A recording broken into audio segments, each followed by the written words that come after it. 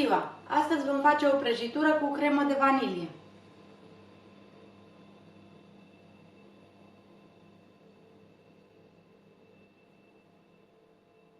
Pentru blatul acestei prăjituri avem nevoie de 6 ouă pe care le-am separat, 120 de grame de zahăr, 110 grame de făină, 4 linguri cu ulei, o linguriță cu praf de copt, o linguriță cu esență de vanilie, un vârf de linguriță de sare.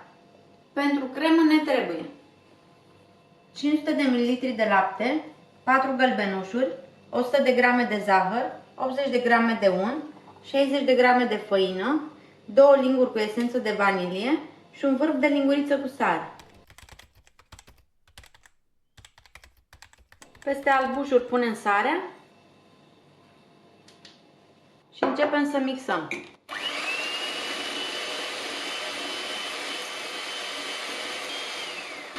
Adăugăm treptat și zahărul și mixăm în continuare.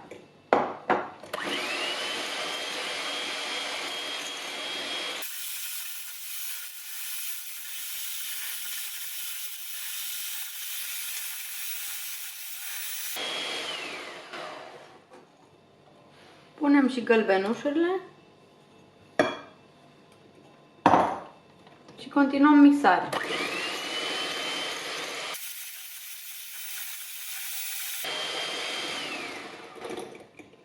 Adăugăm și uleiul și mixăm.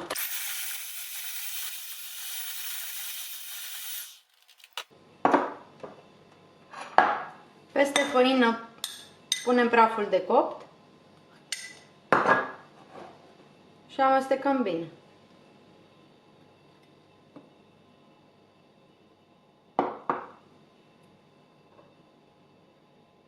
Adăugăm în compoziție și o linguriță cu esență de vanilie.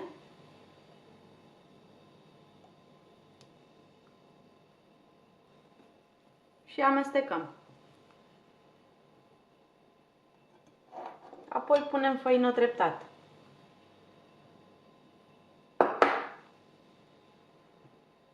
Și amestecăm până ce o încorporăm.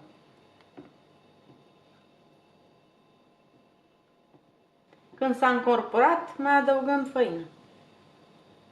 Și continuăm la fel până ce terminăm toată făina.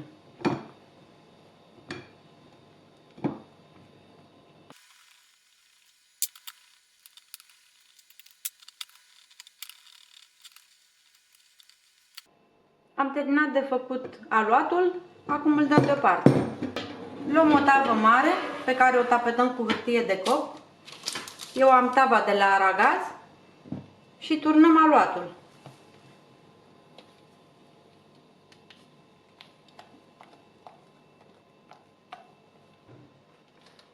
Nivelăm bine.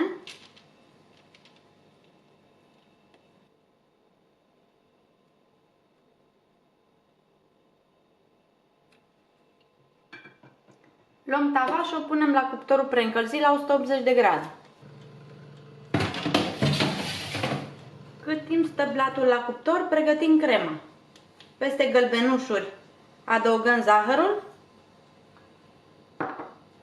și amestecăm bine cu untel.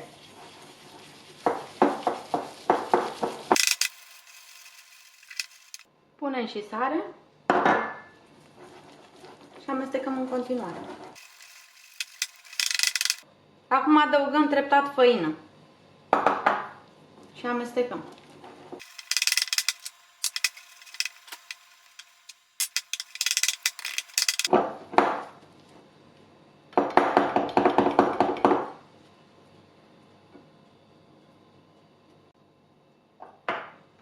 Dăm compoziția deoparte. Punem laptele într-o cratiță pe care am pus-o pe foc și așteptăm să ajungă la punctul de fierbere. Punem din laptele fierbinte peste compoziția de ouă, câte puțin, și amestecăm.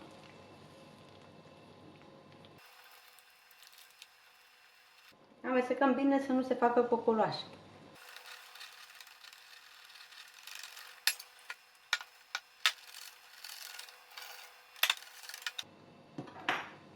Adăugăm și cele 2 lingurițe cu esență de vanilie.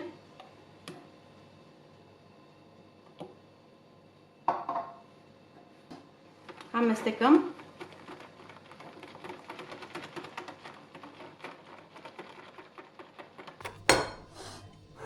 Și punem compoziția înapoi în cratiță.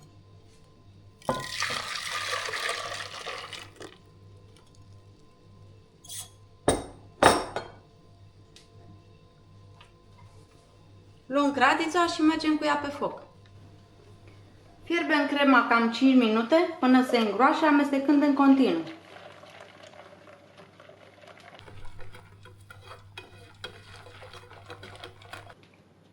După 5 minute crema s-a îngroșat. Acum punem untul.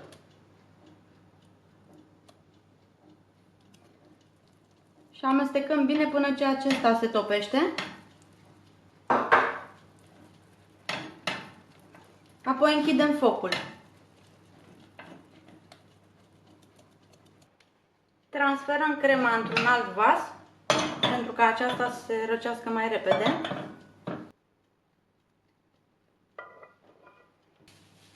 Apoi acoperim vasul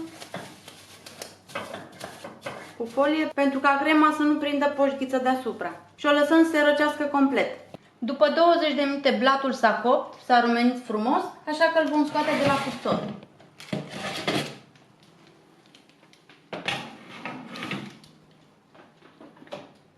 Îl lăsăm așa în tavă să se răcească complet. După ce blatul și crema s-au răcit, tăiem blatul în două.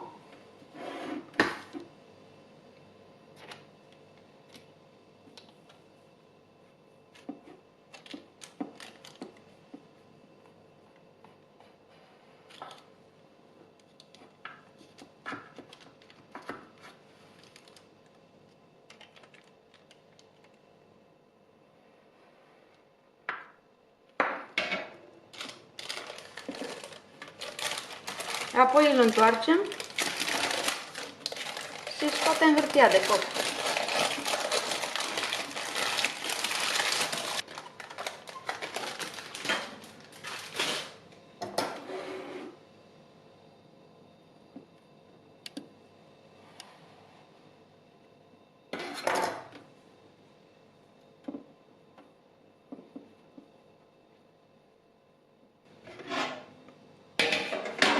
Așezăm prima bucată de blat pe o tavă, luăm cremă și punem peste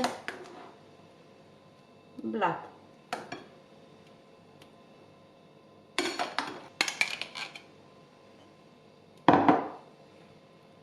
Apoi o nivelăm.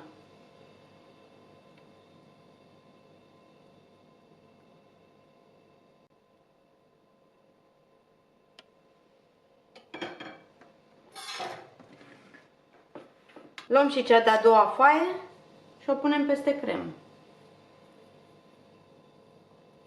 Aplatizăm ușor cu mâinile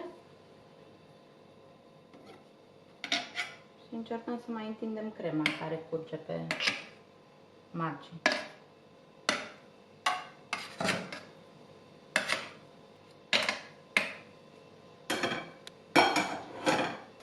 Acoperim cu folie alimentară și punem la rece pentru câteva ore.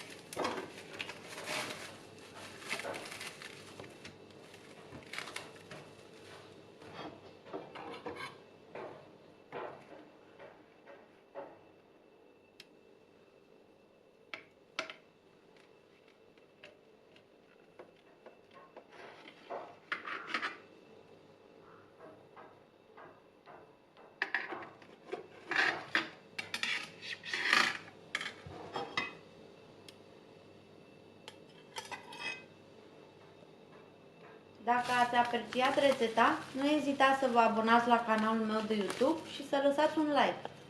Aceste acțiuni mă ajută să cresc canalul și să vă ofer constant noi rețete. Veți primi notificări despre toate clipurile recente. Să aveți o zi excelentă!